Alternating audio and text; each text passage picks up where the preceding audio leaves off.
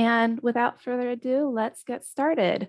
Joseph Kersky is our first speaker. I'd like to read his bio for everyone. Joseph is a geographer, GIS professional, and educator with a focus on supporting and promoting GIS in all disciplines and in all levels of education. He has served for 30 years in government at USGS, the Census, and NOAA, academia, nonprofits as president of the National Council for Geographic Education, and in private industry as education manager for Esri. He has authored 8 books, 1,000 lessons, and 5,000 videos. Welcome, Joseph. Well, greetings all, many thanks. Let me go ahead and share with you some things that I think are really relevant and show you the power of connecting different apps in this web GIS platform that we all have at our fingertips nowadays. It's an exciting time, and I appreciate joining you all in this GIS Day week, Geography Awareness Week. And so let's dig into collecting, mapping, analyzing, and communicating field data with ArcGIS. I'm really excited about this topic, and I hope that it sparks some conversations amongst our community, and then also I look forward to keeping in touch with you in the future. Just on that note, I do have this contact information, but you could probably just find me by just searching for Joseph Kersky. And again, appreciate the connection that we all have as people passionate about being change agents in the world. And that's exactly what this connecting these components of this platform actually allow people to do, is collect, map, analyze, communicate about something they're passionate about.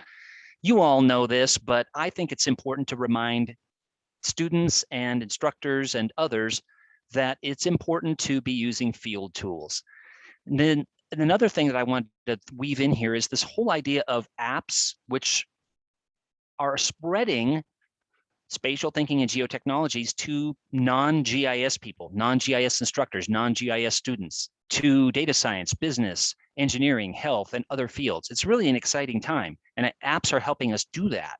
Today, I'm going to focus on 3 apps: story maps, dashboards, and Survey 123. And you and I have tools, for example, on our phones or on our tablets, laptops, computers, that are disconnected from anything else, right? I have one that is EarthenView, created by a developer in Germany. I've used it for 20 years. It's 4 megabytes in size. It does one thing, and it does them very well. It basically edits your photos. It's not connected to anything else, and I use it, and you have tools like that you use as well. But the power here is you're connecting some very easy to use, easy to access tools in powerful ways. And the workshop here today, in the 4 hours that we have together, just kidding, I know we don't have 4 hours together, but is this collecting, mapping, analyzing, creating a dashboard, creating a story map that kind of wraps all this up. Now, there are many ways to map field gathered data, and I have lots of notes on that and lots of tutorials and things like that that you can dig into. But today, we're going to work on something like this together. And I'm just going to give you highlights of the actual lesson that you can actually go into, and if you're an instructor, share with your students.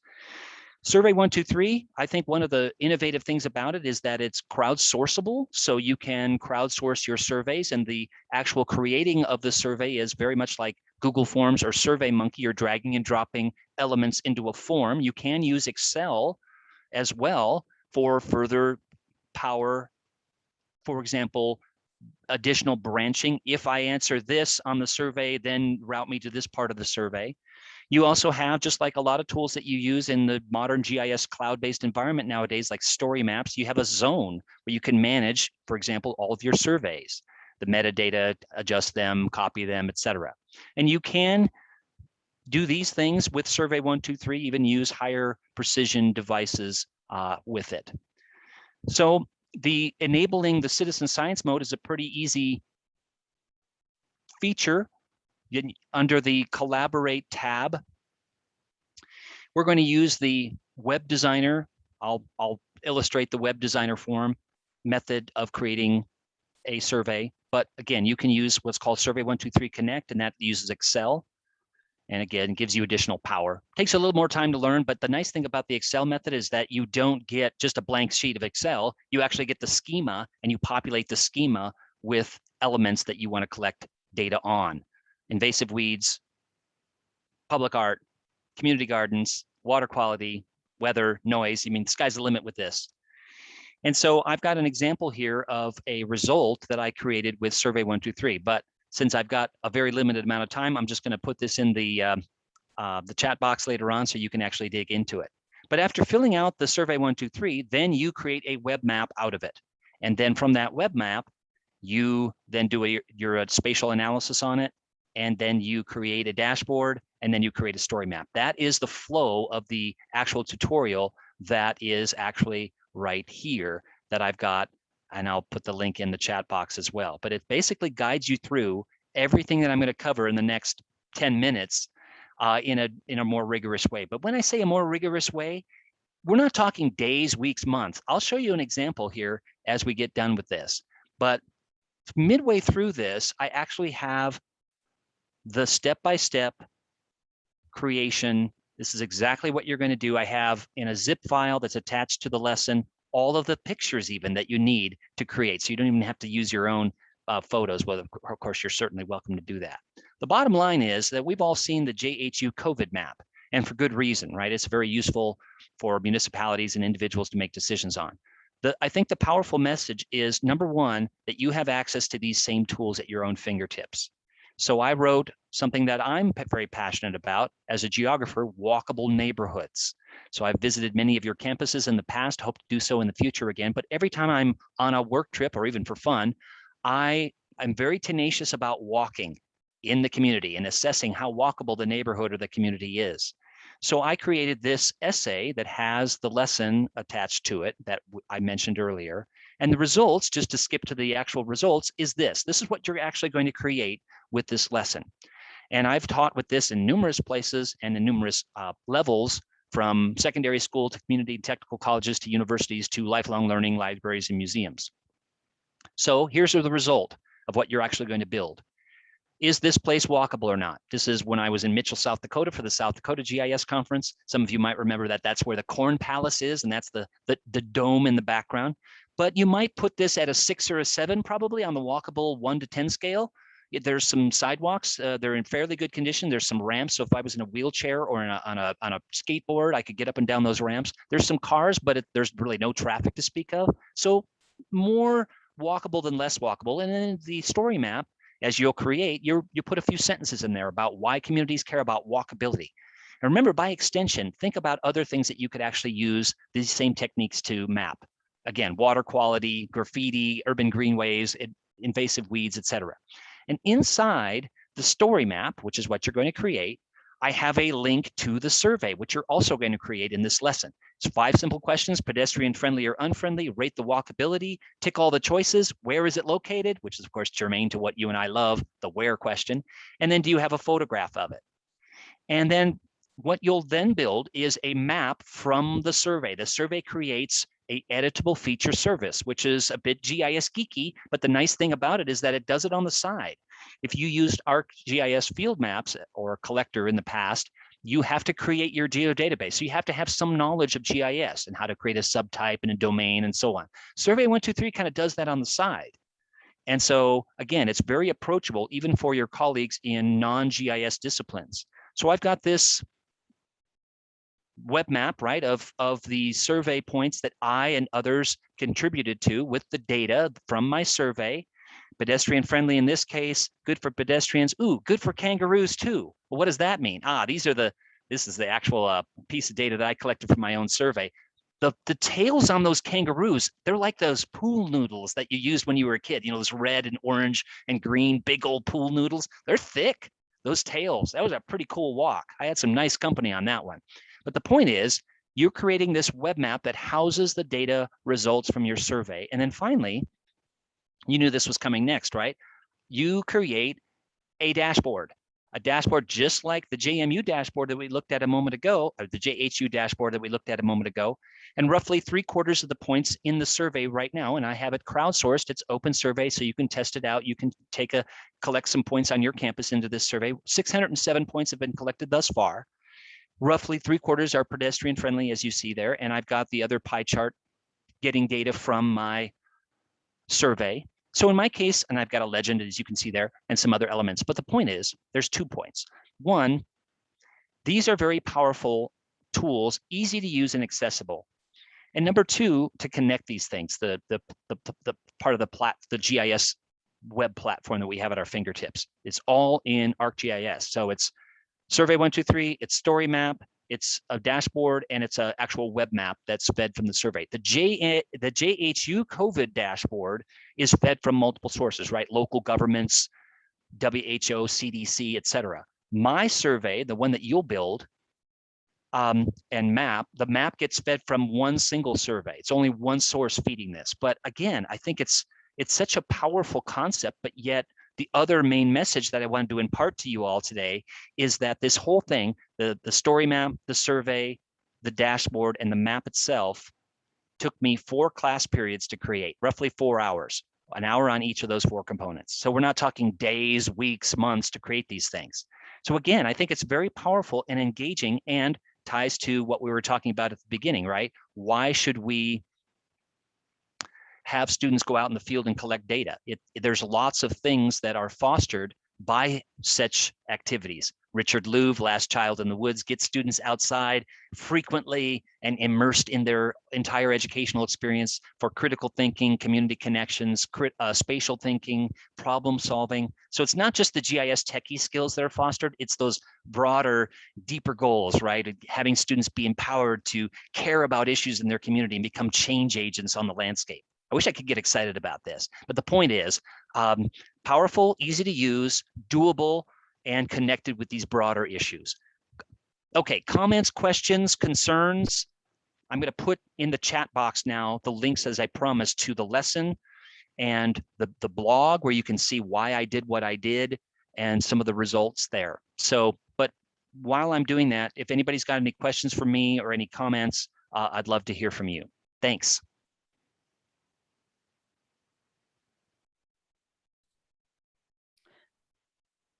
If we don't have any audience questions, oh, wait. Kim, you're raising your hand. Please go ahead in the chat or unmute. Yeah. It was an applause. Oh, applause. Sorry. That's a clap. Sorry. It's okay. I have a question. In your support, if anyone in this session is planning on taking your lesson plan to their students, what are some things that people typically get tripped up on that we should be prepared to think about? Yeah, good question. First of all, yeah, I'd love to chat with you folks more in the future. I'm all about the student learning and engagement. You know, I don't have any, and my team, you know, think of us as your industry partner in this. We're all educators on the Esri education team. We really do care about teaching and learning. And we also work with campus facilities as well, you know, on campus about making campus safer and, you know, more energy efficient and so on. So think of us, you know, we're actually real people. You know, you go to some websites and there's a bot that says, hey, may I help you? We're actually real people. Ooh, I wish I could make, you know, tighten up my jowls here. But anyway, the point is we're real folks and we love getting, you know, your challenges. What are you challenged by? What are your success stories? So please take advantage of the fact that the team is here to support you and learn from you. But anyway, good questions.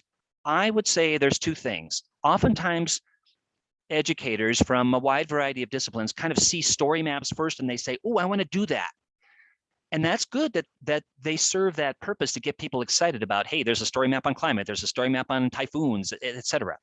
But there's the, you know, the things that go underneath it. Okay, great that you want to have your students create story maps, for example, but what about those web maps that go underneath them that they point to? Okay, so we need to have that included in such a workshop and a workflow. Right, it's not just making the story map; it's the, you know, there are applications, as you all know, that point to the maps and the analyses that happens underneath. So I think that's one comment. The second comment is, how do I say this? You all know what I'm talking about next, but the goal is not to put your points from the field on the map. That's a enabling, empowering kind of thing, but there's a greater goal. Right? Not to put just the data on the map, but to understand something better and maybe to inspire action about urban greenways or whatever you're studying, and then leads to additional questions, right? So I just want to nudge people and keep nudging your students and fellow faculty members in, the goal is not to learn more GIS. It's fascinating, right? It's very empowering and so on. But the goal is to understand our world better and to make it a better place, more resilient, more, safer, et cetera, right? And then the last thing I wanted to share about this is that there is, I think, sometimes a bit of a short shrift still on the analysis part. Okay, once you map things, there are some, even in ArcGIS Online, there's like 40 analytical tools. Don't ignore those. And so,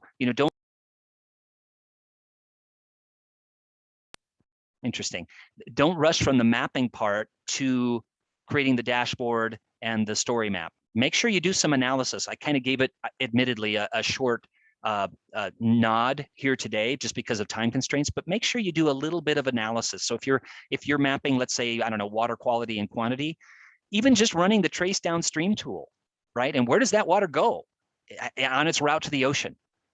So those are the things that I wanted to share about in response to your question. There's lots more we could say, I'm sure, about that. Thank you. Should we pause for more questions, or did you have more to present?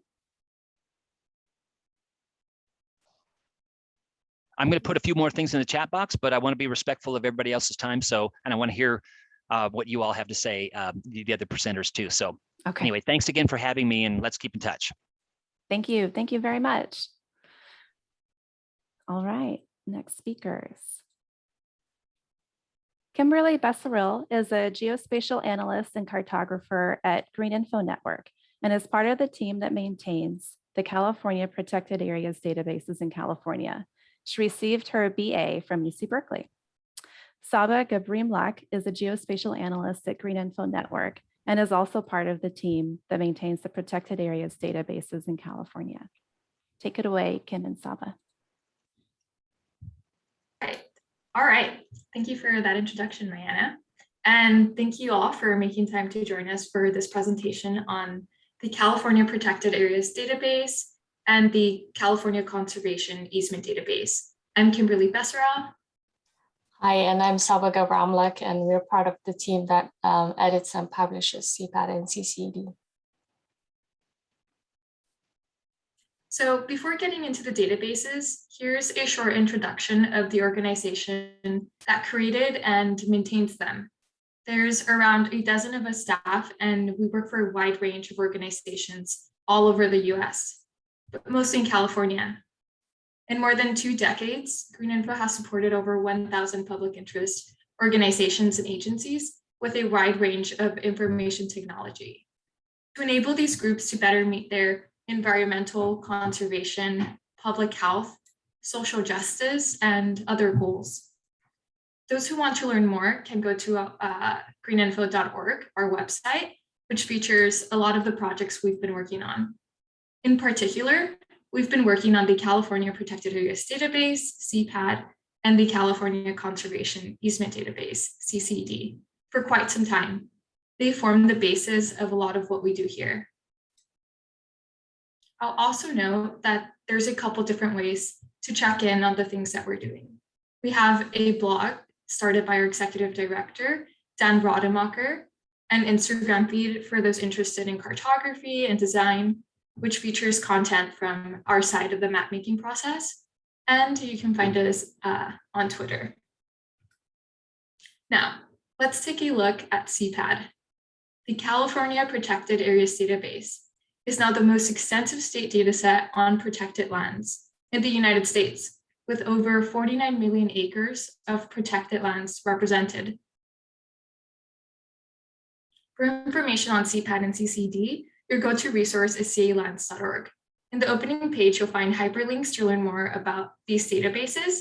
And if you scroll down, you'll see case studies of CPAD in use. In the Contribute Data tab, you'll find a Map Collaborator hyperlink. If you have any issues with anything in the databases, go to the Map Collaborator application and tell us about it. Or you can contact us directly by emailing cpad@calands.org. In the About Our Work tab, you can subscribe to our newsletter, and you can also download a poster of the latest CPAD and CCD release. And lastly, in the Get Data button, you can download the data and subscribe to our newsletter. So yeah, please sign up for the CPAT newsletter because it's our best way of staying in touch. And we don't send newsletters out very often, just updates on the new releases.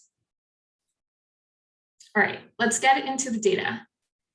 In the data set itself, we have a very expansive view of what lands are protected. It includes the big wilderness areas and the deserts, but it also includes all the way down to the small urban parks, even as small as the neighborhood mini parks. We want a broad inventory that covers everything because there's a wide range of users and uses of the data. So what's in CPAD? It's all of these different sorts of lands, and we've really made an effort to be broad and inclusive. I'll just give you a second to observe this list.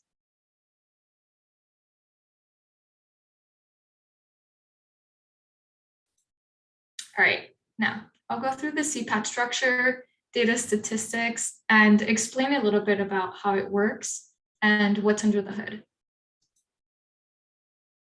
But before getting into specifics about CPAT's structure, we'll note that with each release, we provide an updated user manual on calands.org.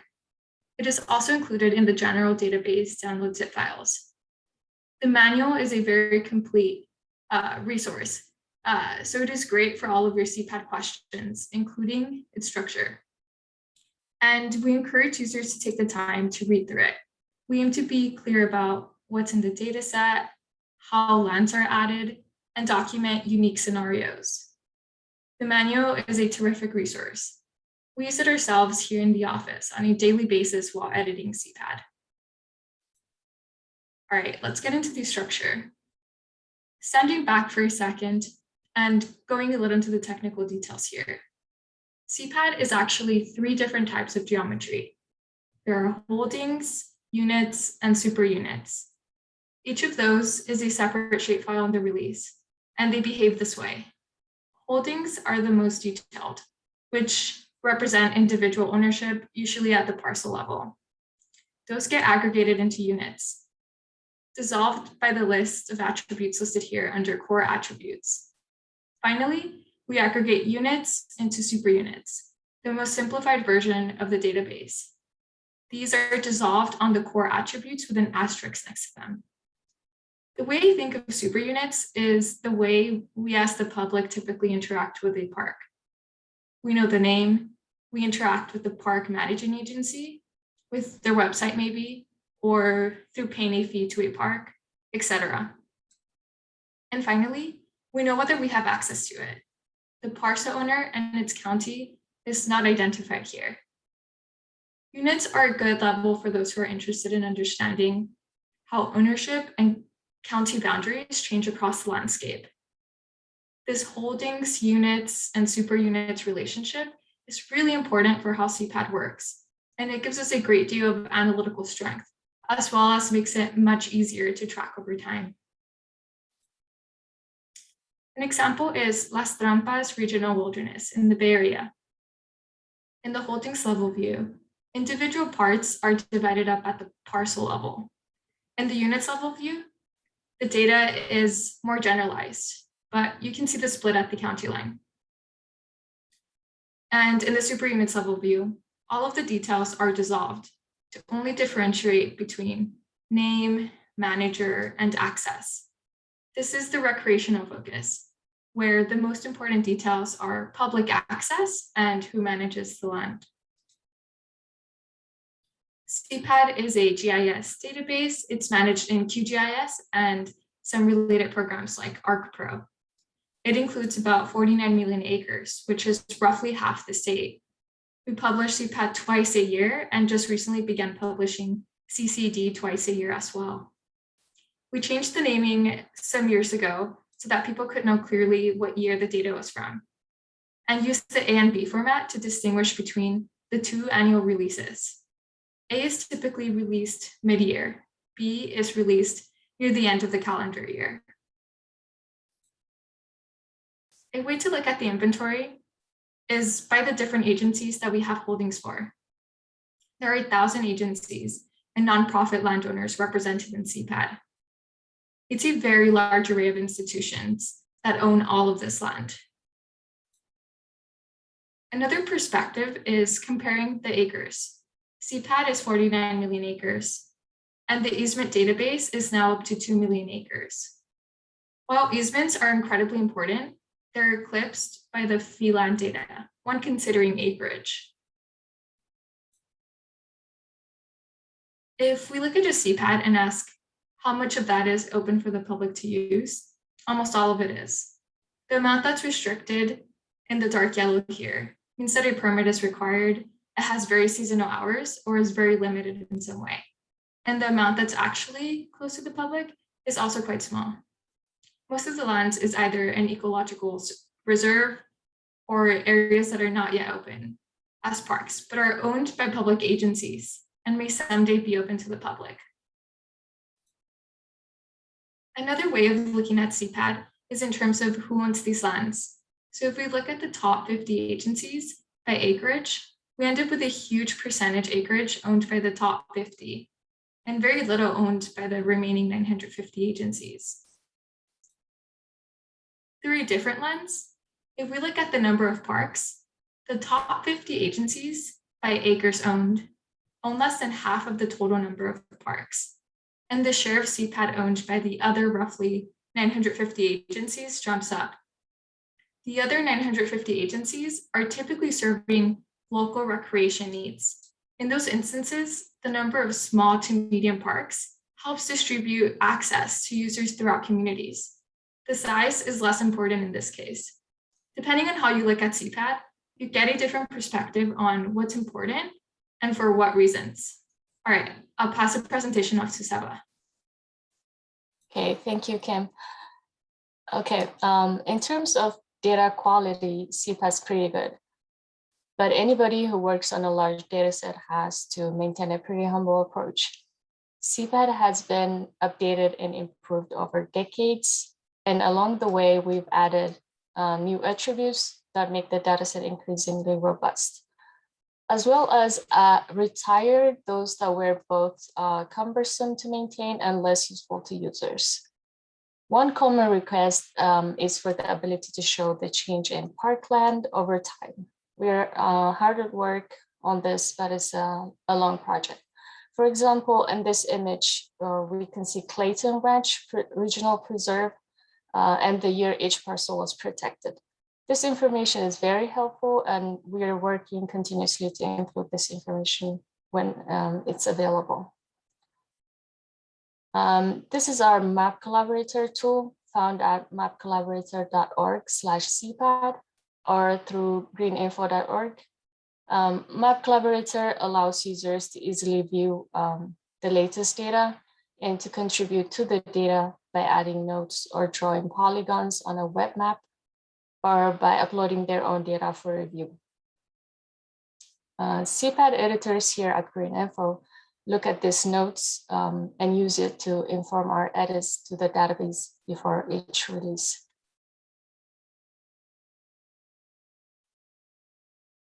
Okay. In terms of what the users really are, as you can see, there are a very wide range of users, and we encourage that. We want to hear from people who've used it. So if you use this data, please feel free to share with us what you've done with it. Here are some maps to illustrate different ways that CPAD is used for distance from parks analysis, trail planning, brochure for recreational access, and habitat conservations. Okay, now switching over to easements for a minute. Those lands are tracked in CCED database. Many of us may already be familiar with how easements work, but just in case, here's a quick depiction. On any particular landscape, some public land or open space can be owned outright. That would be in CPAD, shown here with the bright green outline. Others would retain private ownership, but would have an easement, a conservation or an open space easement placed upon them. Those are shown here in orange. The private owner retains ownership of the land, but voluntarily agrees to limit what they can do on their land. Most notably, development rights are limited or restricted or removed. It's the longer term conservation of open space side of things that we're interested in.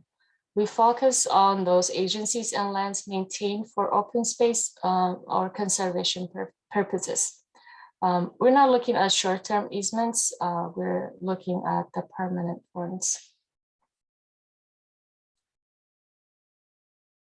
Okay, at the moment in the database, there are approximately 2 million acres of lands and 250 easement holding agencies represented.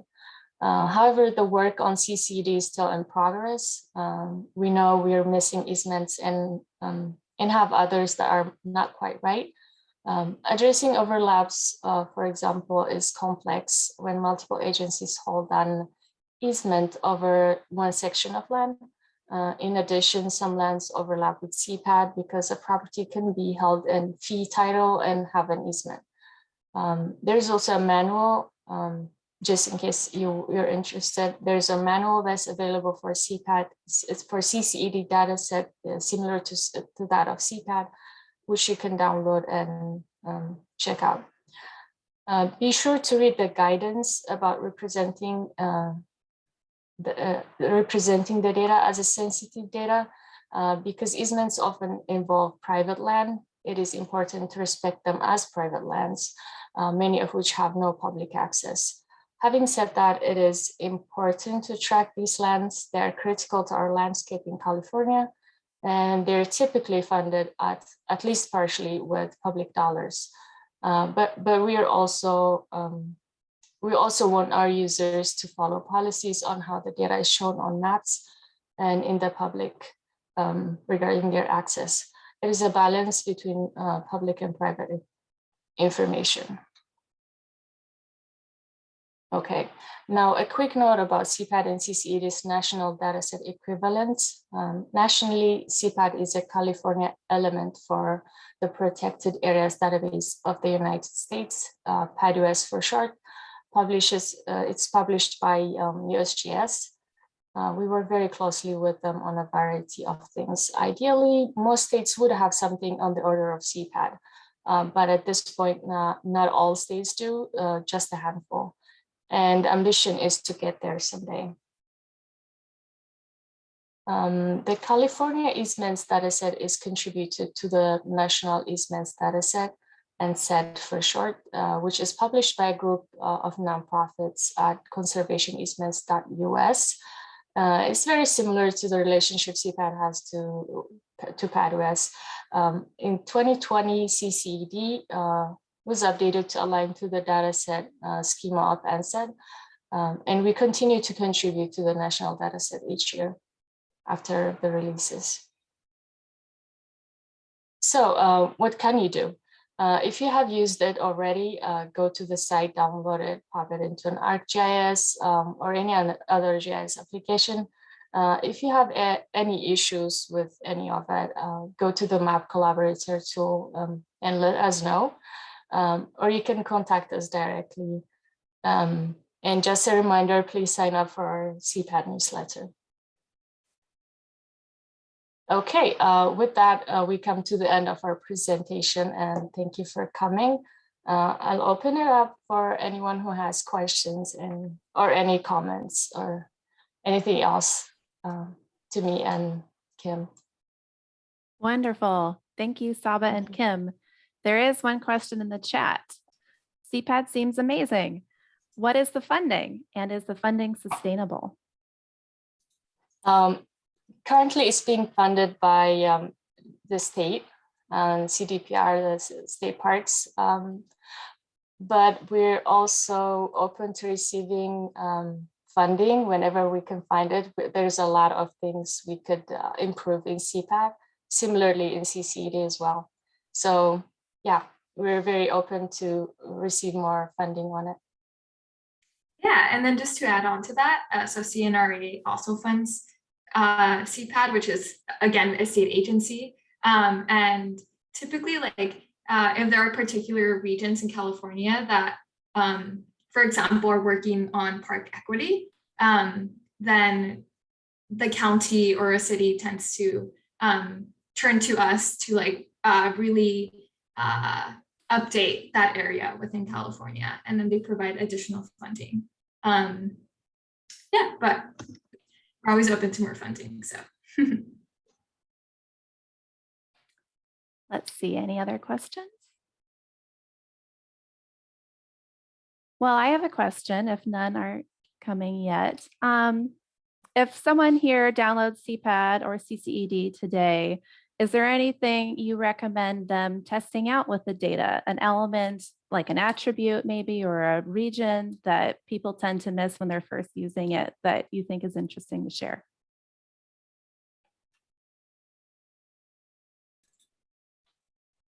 You want to go, Kim? Sure. So we had a slide on it, but it's like the year protected. I think a time series of seeing a protected area expand over time is always really fun to play with, and like a pretty like simple map series that one can create. So that's what I would recommend.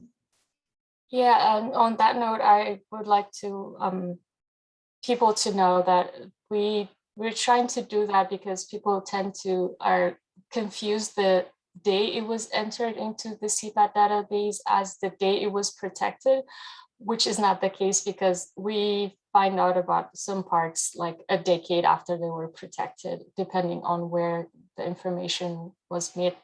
We were made aware of the information.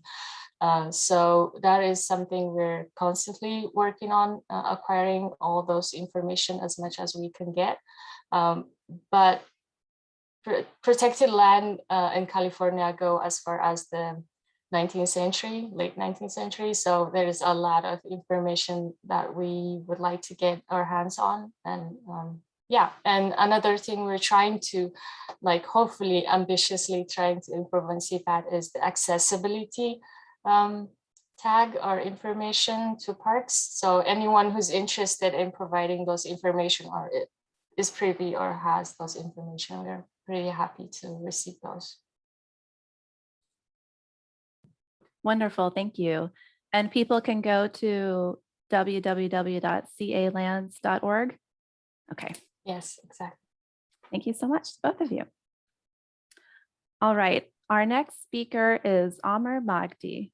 Omar is an assistant professor of computer science and engineering and a co-founding faculty member of the Center for Geospatial Sciences at UC Riverside.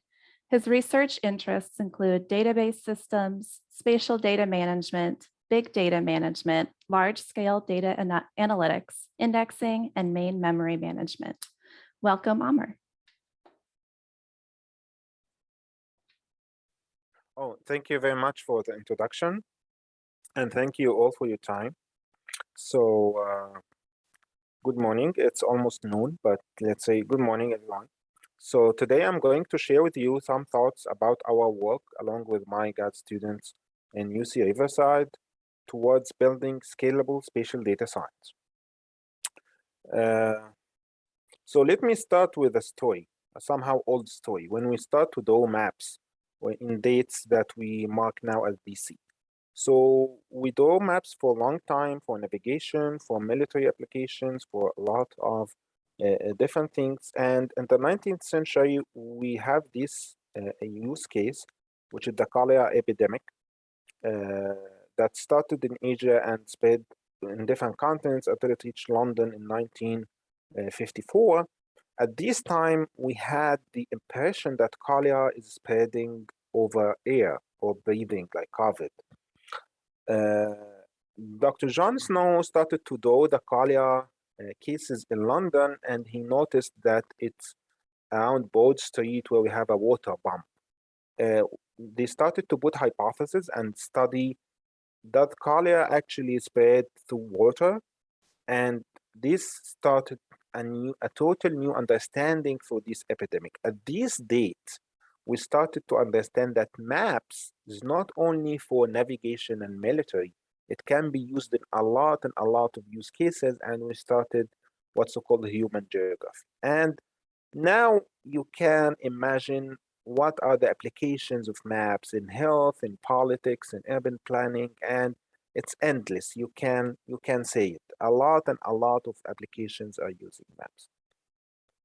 So as the maps and mapping literature evolve over time, we have a parallel world that have a disrupting technology evolving as well, which is computing. So in the 19th century, in the 20th century, the computing technology started to evolve from mechanical computers to electronic computers to the chip we have now. And it happened that we have a lot for geographic data. And in the 60s, we started to have a player in the middle.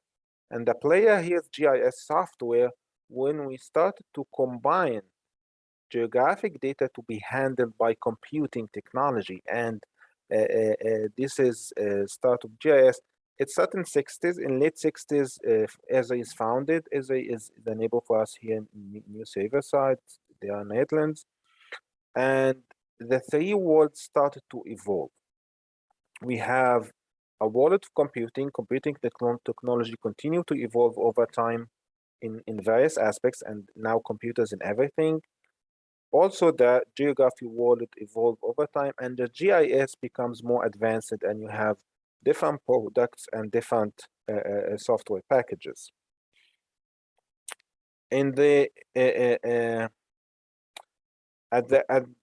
if you look at the users of GIS, basically, you will find different types of users. So users are not like, it's very wide user base.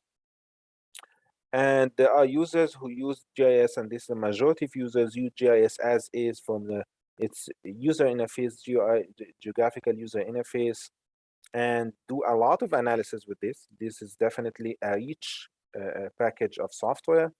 And there are other users who do more analysis in data. So GIS, as you know, is a general package. So it's not designed for earth scientists only or geographers only, or it's designed for everyone who can do mapping and analyzing data. So there are type of users who need more functionality, and they can use the computing technology in a different way.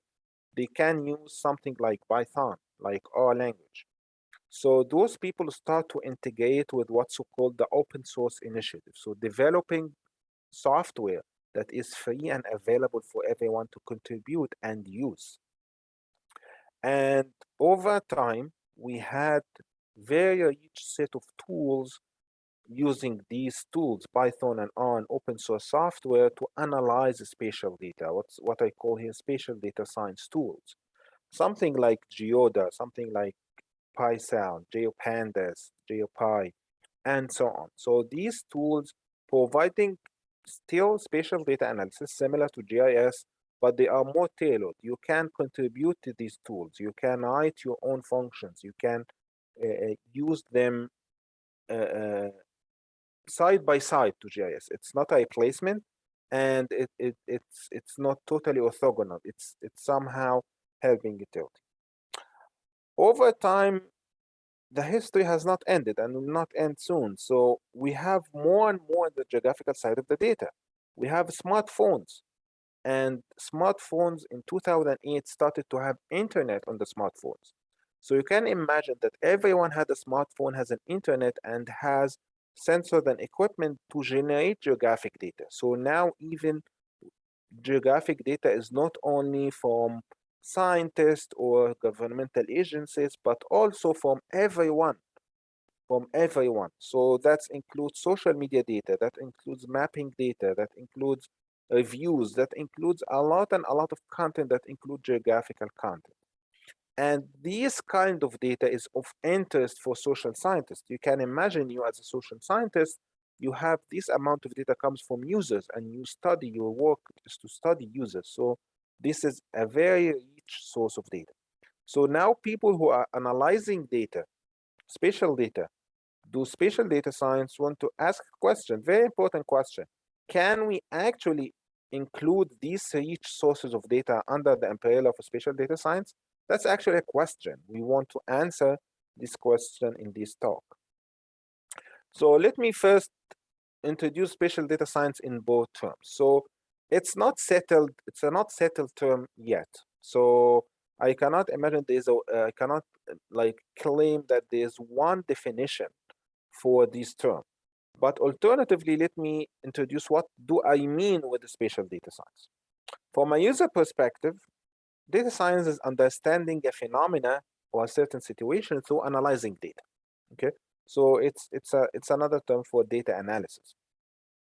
From a technical perspective, data science is usually an intersection between three things: between domain science or domain expertise that need to analyze a certain problem, and statistical analysis. So you use statistics to analyze data, and computing technology. So you are using the computing to automate the analysis and scale it up.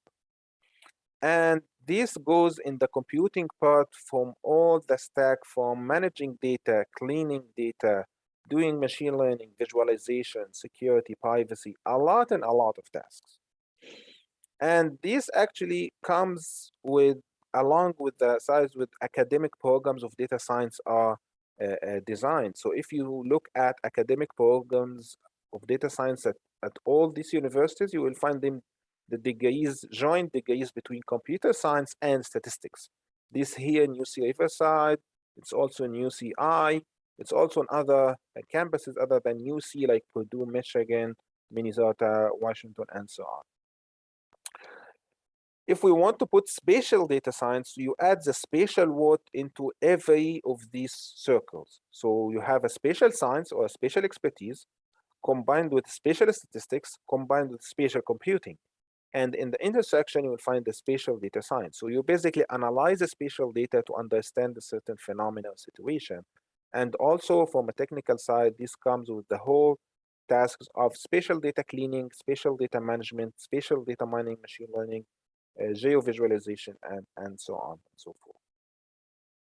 So in UC Riverside, we have a Center for Geospatial Sciences where we work on an interdisciplinary field of research.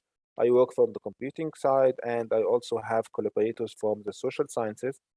And let me focus on social sciences here as a prime use case for spatial data science. So it's easy to list books, not only papers or research work, books in analyzing spatial data in social sciences. So this is very popular topic, used a lot in studying societies and phenomena. And the common operations here that's needed that you use spatial statistical analysis to analyze the regions, to analyze states and counties, and so on. Let me give you an example. Assume we have our social scientist here, and she is using now something like GIS software, like Python libraries that analyze spatial data, PySal, GeoPandas, and she wants to use these new sources of data, the large data, the big data. So like social media data, like satellite data, like IoT data. So an example of this, if you have this amount of social media data and you want to count simple statistics, compute simple statistics in this. For example, having 1 billion tweets, 1 billion tweets. So can I compute the location quotient? Can I compute the local indicator for some spatial association? This is spatial statistics measures. So if you see the definition for these measures, you will find the equations here. I will not go into the details of the equation, but the equations here talk about the count of a certain type of data in this county, in this state, in this city, the percentage, which is also count over the total time. So it ends up that this query is, given 1 billion tweets, count the tweets in each state and each county and each city. Okay, so 1 billion tweets. The question, how can our social scientist handle this 1 billion tweet so she has the count in each of the 50 states, for example? That's a scalability issue. That's obviously a scalability issue. If you try to use the existing tools to handle this query, you are going to run in a very bad performance. And this limits our social scientists from using spatial data for analysis. But the good news that GIS and Python libraries are not the only tools available. We have scalable big data systems, something like Apache Sedona, something like Amazon Cloud Computing, JS Park, which is another name for Apache Sedona, NVIDIA GPUs, they are using GPU. I don't want to go into technical terms, but the bottom line that there are tools to handle big data. Big data is all over the news, right? Why not using these two data sets on these big data developments, and our social scientists can analyze its big data sets. The problem that these tools are not designed to support spatial statistical operations. This is the problem. They are spatial tools, yes, but not for spatial statistical operations. And from a computer science perspective, we focus on three fundamental queries, which is spatial scale, range, and join. But aside from the technical part, these three queries are not spatial statistical. So the existing capabilities of big data systems is limited to support a wide variety of spatial data science operations that are actually currently used by social scientists and other domain experts. So the idea here is we connect these two worlds together. We have the world of big data systems, and we have the world of spatial data science tools. And we want our social scientists to use the tools he used to use usually, okay? He used Python interfaces, he used ArcGIS or QGIS. And at the back end, we handle the large data sets on a scalable computing platform. So the work of bridging these two worlds together is supporting scalable statistical queries in big data systems. And this is not just a mere integration between two packages of software. This is a major effort to develop modules that enable these two softwares to interact all together. These softwares now are totally independent from each other, developed independent, used independently from each other. So to have components, things from a technical side called query processing components, indexing components, integration components between these two worlds of software, that's a major effort that we are trying to achieve now in our group. And I am going to quote a research report from the database community saying that the database community must do a better job integrating database research with data science ecosystem. We must collaborate with other disciplines so that our technological contributions are recognized and adopted widely, meaning here by people who analyze data analysts. And NSF report on data science recognized social sciences as a field that's emerging and leverage the capacity to collect and analyze data at scale, and that may reveal patterns of individual and group behaviors. So obviously working in the intersection between data science and social sciences here is a very rewarding field, and we can make a lot of contributions. What we propose here is called Pineapple, and Pineapple here is a system that enable our social scientists to analyze large data sets, large spatial data sets seamlessly without getting any of the complications, technical complications, underlying complications of big data management. And under the hood, Pineapple will be responsible to connect the two worlds, something like PySal, a Python library for analyzing spatial data, and something like Apache Sedona, which is a distributed and scalable system to analyze big data. Pineapple will be integrating these two worlds together and providing the users with a seamless interface and friendly interface to analyze large data. Definitely, we have a lot of modules in the system, evolving modules. We're still developing that. Roughly, I'm like dividing these modules into 4 parts: scalable distributed queries, scalable regionalization, learning-based modules, and social data models. I'm not going to go into all the details here. I just want to give you the idea. Maybe I give a highlight of a couple of modules if you have time. I may check with our moderator here. Do I have a couple of minutes to give some highlights about one of the modules, or we are out of time? We've got 4 minutes to cover wrapping up and questions, but no questions yet. So I say yes, go ahead. Okay, cool.